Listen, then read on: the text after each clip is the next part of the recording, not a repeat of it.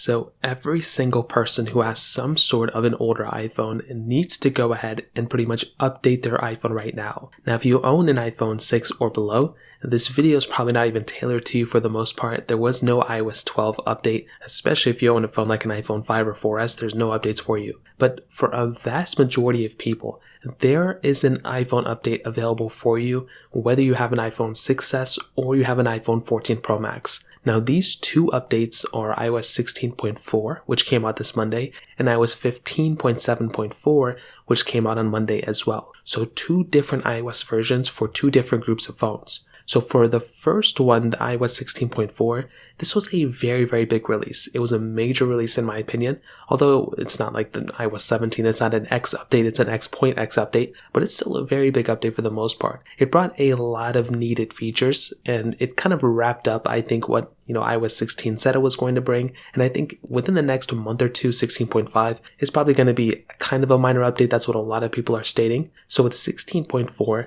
we now have the ability of getting push notifications and web applications. We have a lot of other things built in as well. Apple Pay Later, I believe, is coming with 16.4. But the big thing is basically the security updates and the bug fixes. If you're on iOS 16, going up to iOS 16.4 is the thing that makes the most amount of sense to me. It doesn't really make too much sense if you were to still rock a version of, iOS below that, in my opinion. Especially if you're on 15, it's probably worth updating to iOS 16 if your phone can support it. So, in my opinion, if you own an iPhone 8 or above, going up to 16.4 definitely makes a lot of sense. Now, if you own an iPhone 6S or an iPhone 7, there's also an update available for you as well right now, and that is iOS 15.7.4. Now, this update doesn't bring nearly as many features. It is basically the same type of update as 15.7.3 was, but this fixes a really big vulnerability that a lot of people were experiencing on their previous version of iOS. So this is something where, again, I look back at and I'm just like, hey, if you're on an iPhone 6S or an iPhone 7,